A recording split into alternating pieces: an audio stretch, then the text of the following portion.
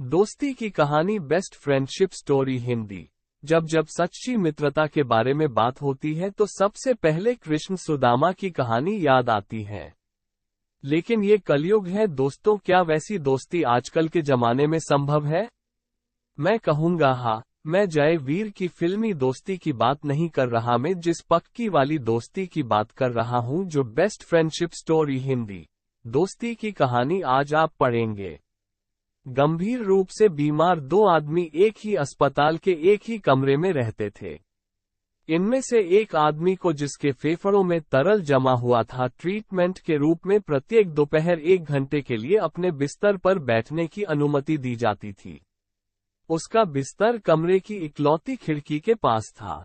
दूसरे आदमी को अपना सारा समय अपनी पीठ के बल फ्लैट लेटे लेटे में बिताना, उसी बेड पर बिताना पड़ता था। ये दोनों व्यक्ति जो अब कई समय से एक साथ थे, उन्होंने अब आपस में घंटों तक बातें करना शुरू कर दी। उन्होंने अपनी पत्नियों और परिवारों, अपने घरों, अपनी नौकरी, सैन्य सेवा में अपनी बिताए जीवन के बारे में बातें की। उन्होंने बातें की कि वो कहाँ कहाँ घूमे हैं और जीवन में क्या क्या अचीव किया है। हर दोपहर जब खिड़की के पास बिस्तर पर बैठा आदमी 1 घंटा अपने बिस्तर पर बैठकर खिड़की से बाहरी दुनिया के नज़ारे देखता था, तो वह अपने रूममेट को उन सभी चीजों का वर्णन करके सुनता था और इस तरह वे दोनों ही बाहरी दुनिया से जुड़ा हुआ महसूस करते। दूसरे बिस्तर पर बैठा आदमी, जो चाहकर भी ज्यादा हिलडुल नहीं सकता था, वो अब उस 1 घंटे की अवधि के लिए अपने आप को जीवित महसूस करने लगा। इसी 1 घंटे के दौरान उसकी अस्पताल की बेबस दुनिया बाहर की दुनिया की सभी गतिविधियों और रंगों से विस्तृत और जीवंत हो जाया करती। खिड़की से एक सुंदर झील वाला पार्क दिखाई देता था। बत्तख और हंस पानी पर खेलते थे, जबकि बच्चे अपनी खिलौने वाली नावों को चलाते थे। रंग बिरंगी फूलों के बीच युवा प्रेमी हाथों में हाथ डाले चलते थे और दूर से शहर के क्षितिज का एक अच्छा दृश्य देखा जा सकता था। जैसे ही खिड़की के पास वाला आदमी ने ये सब विस्तार से बताया, कमरे के दूसरी तरफ का आदमी अपनी आंखें बंद कर लेता और सुरम्य दृश्य की मन ही मन कल्पना करता। एक गर्म दोपहर को खिड़की के पास वाले आदमी ने वहां से गुजरने वाली परेड का वर्णन किया।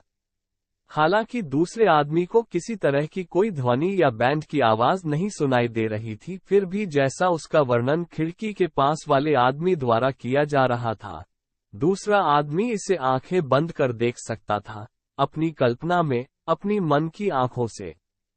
कई दिन और सप्ताह बीत गए। एक दिन सुबह नर्स स्नान के लिए पानी लेकर आई, तब उसने खिड़की के पास वाले आदमी के निर्जीव शरीर को देखा, जो उस दिन नींद में ही शांति से मर गया था। वो दुखी हुई और शव को ले जाने के लिए अस्पताल के परिचारकों को बुलाया।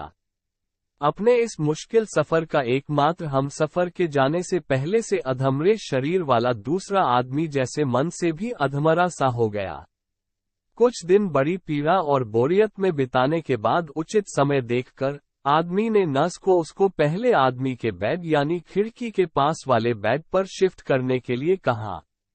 नर्स को कोई ऐतराज नहीं था। उसे शिफ्ट करके और यह सुनिश्चित करने के बाद कि वो सहज है, नर्स ने उसे अकेला छोड़ दिया। धीरे धीरे दर्द के साथ कई महीनों के बाद बाहर की वास्तविक दुनिया को पहली बार देखने की लालसा में उसने अपने आप को किसी तरह को एक कोहनी पर खड़ा कर लिया और वो बिस्तर के पास की खिड़की से बाहर देखने के लिए धीरे धीरे मुड़ा। उसके आश्चर्य का ठिकाना न रहा जब उसने खिड़की के बाहर एक ऊंची दीवार को देखा, जिसके पार कुछ भी देख पाना असंभव था। वो सोचता रहा पर कुछ भी समझ ना पाया। तब उस आदमी ने नर्स से पूछा कि उसका मृतक रूममेट कैसे इस बड़ी दीवार के बावजूद खिड़की के बाहर ऐसी अद्भुत चीजों का वर्णन किया करता था।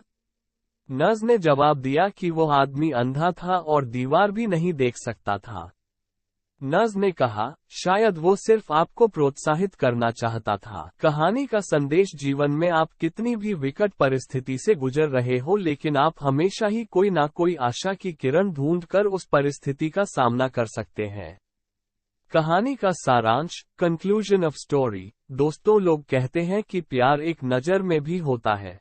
लेकिन मैं कहता हूं कि सच्ची दोस्ती के लिए उस एक नज़र की भी जरूरत नहीं है। जरूरत है तो एक बड़े और निस्वार्थ मन की। इस कहानी के अंधे आदमी को ही ले लीजिए, जो खुद अपनी अधाकार से भरी जिंदगी के बावजूद अपने साथ महज थोड़े ही दिनों से साथ रह रहे अपने साथी के जीवन में रंग और उजाला भरने की कोशिश करता है। शायद इसलिए क्योंकि अपंगता का दर्द उससे ज्यादा कोई नहीं जानता था, और कुछ ही समय पहले अपंगों की जिंदगी जीने को मजबूर दूसरे आदमी को, जिसे वो अपना दोस्त मानने लगा था, उसे इस दुख से दूर रखना चाहता था।